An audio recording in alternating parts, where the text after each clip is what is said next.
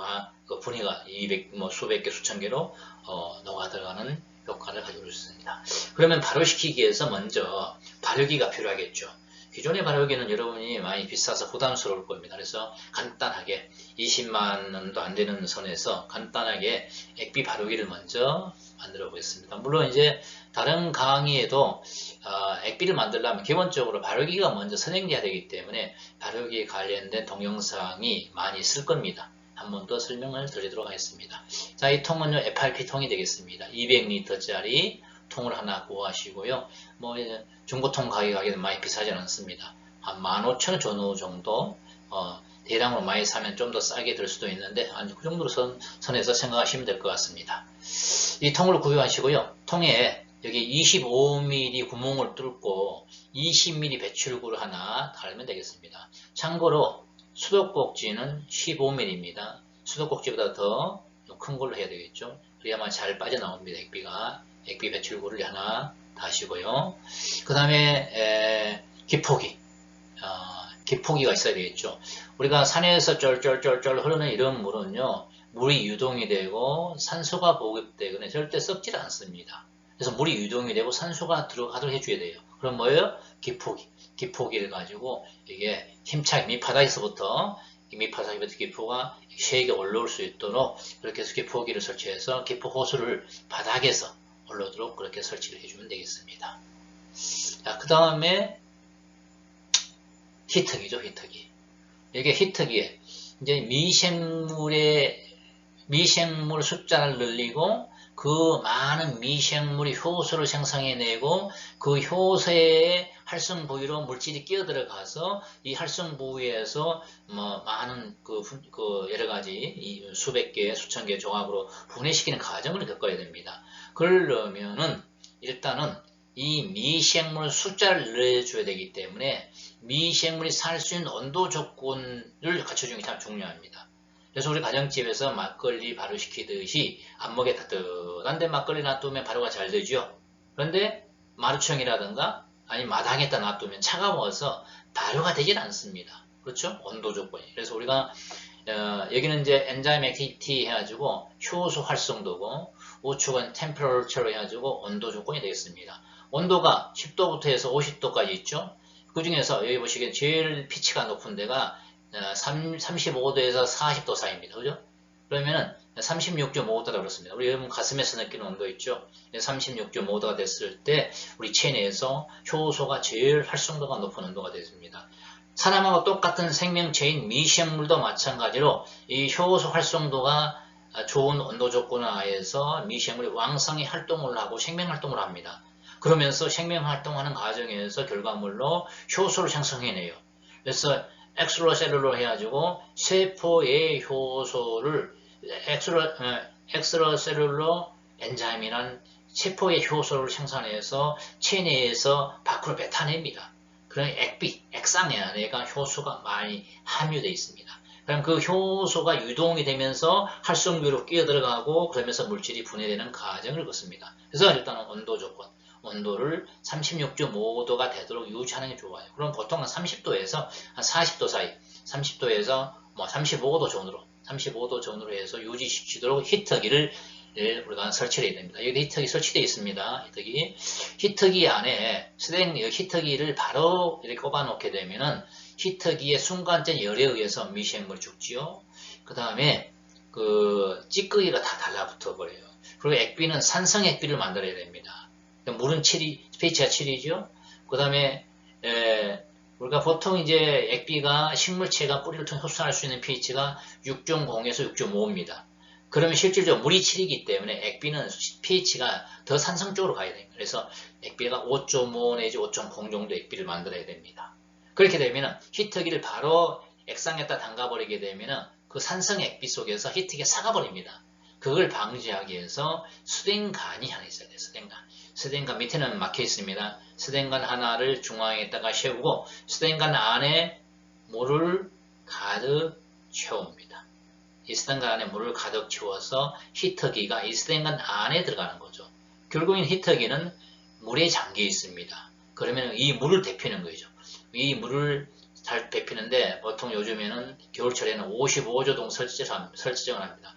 55도 정도 설정을 하게 되면은 이 안에 물이 55도가 돼요. 55도. 그래서 55도가 되기 전까지는 여기에 불이 오면서 작동을 하고 55도가 되면 딱 차단이 되면서 불이 꺼지고 그러면서 항상 55도가 유지됩니다. 이 스텐건 안에. 스텐건 안에 이 물, 이게 정중앙에 들어있습니다. 정중앙에서 스텐건 안에 물이 55도가 전달돼서 통 안에 전체 온도가 35도 전후가 되도록 그렇게 하는 간접열 방식입니다. 이해하시겠죠? 간접열 방식입니다. 자, 이거에 관련된 설명이기 때문에 참고로 해서 읽어보시길 바라겠습니다. 35도 전후, 35도 전후로 설정한 물 온도가 되도록 하시면 됩니다. 그러면은 여기에 우리가 설정한 온도는 몇 도가 됐습니까? 설정 온도는 55도, 하절기에는 한 50도 이렇게 설정하면은 이 안의 온도가 어떻게 해요? 물이 55도가 되겠죠? 이 열이 전달돼서 통 안의 물 전체를 몇 도까지? 35도 전후로 유지한다. 이렇게 이야기했습니다. 자, 이렇게 해서 간단하게 발효기를 만드는 것을 알아봤습니다. 자, 그 다음에 골분 액비를 한번 만들어 볼까요? 자, 골분 액비를 잠깐만요. 골분 액비를 만들기 전에 이렇게 이제 설명하고 넘어가겠습니다. 이 골분 액비 원료를 먼저 볼까요? 열말통에 발효시키는 원료가 되겠습니다. 원료는 이제 골분 액기스. 그 다음에 이제 골분에는 인산과 칼슘이 많습니다. 우리가 질소가 일부 들어있고 3, 4% 정도 들어있다 했습니다. 질소. 그 다음에 인산. 그 다음에 칼슘이 들어있어요. 근데 가리가 없잖아요. 가리. 그래서 우리가 가리를 항산가리 있죠. 수용성 항산가리를 10kg 넣으시든가 아니면은 꽃을 많이 피는 작물 같은 경우는 이게 인산가리 있죠. 제1 인산가리. 인산가리를 10kg 넣든가 선택사항입니다. 예를 들어서 토마토 같은 경우는 어떨까요? 항산가리가 좋겠죠. 화해다, 꽃이다, 꽃을 많이 필요하는 작물이다. 그런 작물은 인산가리가 좋겠죠. 선택을 해서 넣으시면 되겠습니다. 넣으시고 그 다음에 이제 이 미생물이 번식하는 기초대사물질인 당밀이 들어가는데 이 당밀에는 당과 유기물과 미네랄과 미생물이 같이 들어있는 게 당밀의 특성입니다. 이건 설명을 전번에 많이 드렸기 때문에 그냥 넘어가겠습니다. 넣으시고 그 다음에 이 미생물 중에서는요 우리가 요종합균과 이스트 그 다음에 방성균 이 방성균과 방성균 배지가 되겠습니다. 이렇게 넣고 발효시키면 되겠습니다. 이 발효의 가장 기본이 되는 게 효모죠. 이스트. 그래서 효모를 좀 이 종합균에 부족한 효모를 첨가시키고요. 그 다음에 이 종합균에 이 방순균과 방순균의 먹이가 크게 많지 않습니다. 그래서 이걸 별도로 좀 넣어줘야만이 고농도의 액비가 됩니다. 요즘 최근에는 이게 효소를 좀 첨가시키도록 이렇게 권유를 많이 하고 있습니다. 자, 이제 이 골분 액비는 이제 토양의 토종 미생물, 토착 미생물을 증가시키고 땅이 살아있는 토양을 회복하는데 아주 좋은 액비가 되겠습니다. 동물성이 들어가야만이 땅이 살아나죠. 사실은요. 네. 그 다음에 이제 인산과 칼슘, 단백질 계통들이 있기 때문에 맛을 향상시키고 무게를 많이 나오게 하는 거죠. 네. 이거 한번 볼까요? 우리가 미생물만을 토양에 관주하면은 토양 한계에 잘 적응하지 못합니다. 그래서 유기물과 무기물이 같이 들어있는 발효의 양분과 같이 미생물이 공급해야만이 토종균도 활성화시키고 거기 같이 있는 미생물이 또 효과를 발휘하고 그렇습니다. 그래서 골분 액비는 토양의 미생물을 활성화시키며 맛 증가와 품질을 향상시키는 그런 역할을 하는 액비가 이 골분 액비가 되겠습니다. 자, 액비를 발효시키는데 골분 액비를 만드는데 제일 중요한 것 중에 하나가 골분 녹이는 겁니다.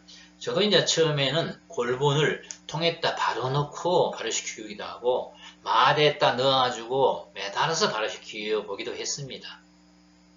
그런데 이 찌꺼기가 너무 많아가지고 이거 만지면 옷에 묻고 손에 묻고 나면 냄새가 막 3일 정도 4일 정도 가고 그렇습니다. 그 다음에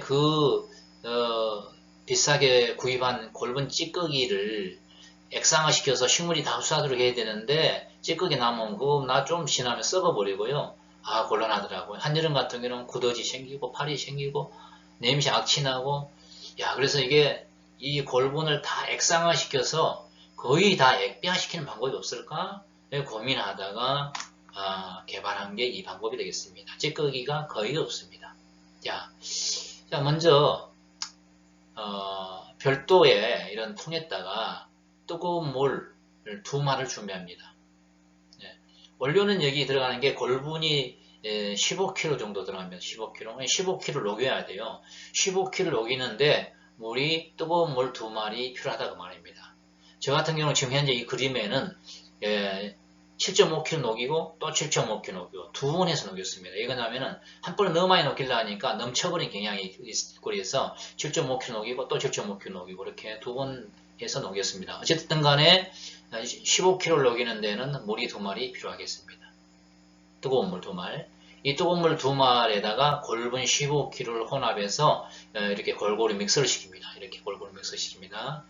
여기에다가 소다가 들어가는데 소다 2kg를 넣을 때 한 번에 넣지 마시고 500g씩 소분해서 자 500g 넣고 저어주시고 한 1분 정도 줬습니다. 그리고 나서 또 500g 넣고 저어주고 그러다 보면요 이게 풀리게 되면 뻑뻑해서 잘 안 저어집니다. 그러면 뜨거운 물을 한 바가지 정도 더 붓습니다. 그렇게 해서 또 넣고 그래서 4차례 정도 소분해서 넣어가면서 저어줍니다. 그렇게 해서 미리 하루 전에 액비를 발효시키기 미리 하루 전에 이렇게 다 녹여 놓습니다. 이렇게 뭐 이것 녹일 때도 한번 저었다 해가지고 그냥 두지 마시고 일하다가 한번 와서 한번 쉬 저어주고 또 일 보다가 와서 한번 쉬 저어주고 그렇게 해주면은 물질 대 물질끼리 반응을 하면서 녹아 들어갑니다.